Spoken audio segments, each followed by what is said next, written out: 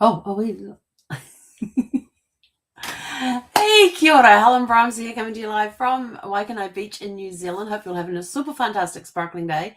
Sorry, I totally forgot what was going on with the thing. It was trying to reconnect with Facebook to get live on Facebook. So we got that all sorted out. And I obviously went live during that time. Anyway, welcome to Porch Like That is podcast number 2545. Where was... Blah, blah, blah. And today's topic is to do with an event that happened 57 years ago today. So 57 years ago today, on July 20th, 1969, the question for today is, where was your family when they watched the moon landing? Yes, 57 years ago today. Wow, time flies when you're having fun. So on the 20th of July, 1969, the world stopped to watch history being made. For the first time, human beings walked on the surface of the moon. Families gathered around televisions, listened on the radio, or read the headlines in the newspaper. Children sat on the floor in amazement while parents and grandparents watched one of the greatest achievements of the 20th century unfold before their eyes. Everyone remembers it a little differently. Some stayed up late to watch the broadcast live. Others were woken by excited family members who didn't want them to miss it. For many people, it was the first time they truly believed that almost anything was possible. The words, "That's one small step for man and one giant leap for mankind," became part of history and part of family conversations for years to come. The moon landing inspired an entire generation. It sparked dreams of becoming astronauts, scientists, engineers, pilots, and explorers. Even those who had never worked in those fields often remember where they were, who they were with, and the sense of wonder that they felt as they watched humanity reach beyond the Earth. Family history isn't only about milestones that happened within your own families, but it is about the moments of the whole world experienced together. Events like the moon landing became shared memories that help place our families in history and remind us what life was like at that moment in time. Now, yes, I was alive during that time. I was 2.5 years old, and I remember nothing of it. No clue. I don't remember why I don't remember the moon landing. I don't remember anything about the moon landing. All I know is I had a 15-day-old brother. My brother was 15 days old.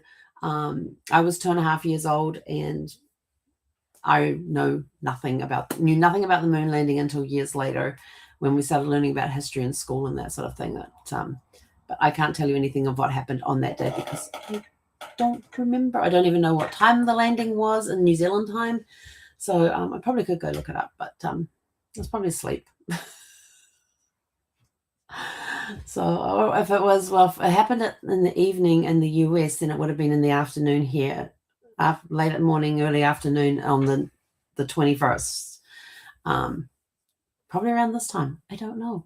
Who knows? I haven't looked it up to see what time it was. But yeah, so what memories do you have of it? I have zero. Like I said, zero. I was 2.5 years old.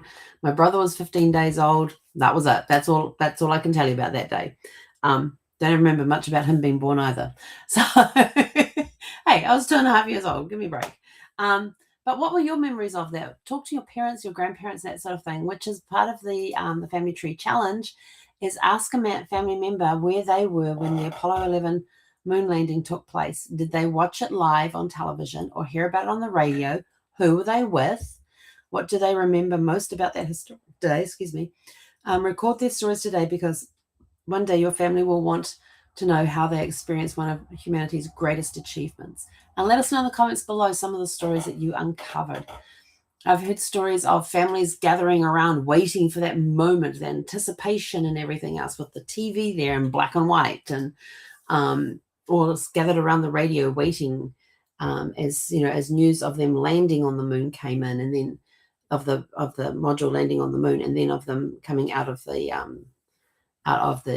ship to actually walk on the moon. So I remember hearing stories from other people here in the state, or not here in the States, in the States, about where they were when the moon landing took place.